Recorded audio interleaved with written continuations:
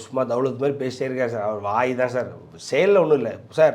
இந்த பேச்சை கரூர் சம்பவத்துக்கு அப்புறம் அவர் நின்று பேசியிருந்தாருன்னா அவர் இந்த பேச்சுக்கெலாம் அவர் ஒரு ஆம்பளை சார். அவர் ஓடி போனார் சார். அவர் ஊராக ஓடி போய் அவர் தலைவரும் ஓடி போயிட்டார், இவரும் ஊராக ஓடி போய் பேஸ்கெட் பால் மேட்ச்லாம் பார்க்க போயிட்டு ஜாலியாக சுற்றிக்கிட்டு வந்துக்கிட்டு உட்காந்துட்டு இப்போ வந்து நான் அன்றைக்கி பேசுகிறேன், நான் எவ்வளோ பெரிய ரவுடி தெரியுமா, 6 மாதம் நான் எவ்வளோ பெரிய ரவுடின்னு காட்டுறேன் பாரு அப்படின்றார். அன்றைக்கி என்னன்னா ஏசுநாதர் விஜய் ஒன்றுன்றேடா, எதையாவது பேசுகிறதுக்கு என்ன வேணாலும் பேசுகிறேன். ஏசுநாதர் விஜய் ஒன்றுனா கிறிஸ்தவனுக்கே அது பிடிக்குமா சார்? விஜய்க்கே பிடிக்குமா? நீ பாட்டு நீ கிறிஸ்தவன் தான், அதுக்குன்னு ஏசுநாதர் விஜய் ஒன்றுன்னு பேசுகிற அளவுக்கு அந்தாலும் ஏதோ வாய்க்கு வந்தாலும் பேசிக்கிட்டு இருக்காங்க சார். அதெல்லாம் ஒன்றும், அதனால் வந்து அதெல்லாம் சிரிச்சுட்டு போயிடும் சார். நம்ம அதெல்லாம் பெருசாக பேசிக்கிட்டு இருக்கக்கூடாது. ஏன்னா அதை ஒரிஜினல்ன்றது யார்?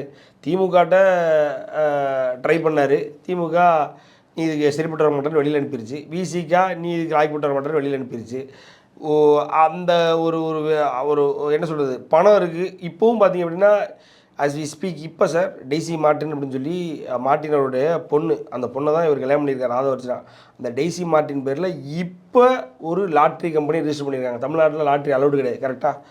ஸோ ஆன்லைன் லாட்ரி நிறுவனத்தை வெஸ்ட் பெங்காலில் போயிட்டு இந்த அம்மா பேரில் ரிஜிஸ்டர் பண்ணி இப்போவும் ஆன்லைன் லாட்ரி நடத்துறதுக்கான வேலையெல்லாம் பார்த்துக்கிட்டு இருக்காரு. யாருன்னா டெய்சி மார்ட்டின், அவருடைய கணவரான ஆதவர்ஜன் அவர்கள். இப்படி ஒருவரை நீ அரசியல் கட்சியினுடைய ஒரு முக்கிய பிரமுகராக வச்சுக்கிட்டு நீ கட்சி நடத்திட்டு இருந்தா நீ என்ன விஜய்?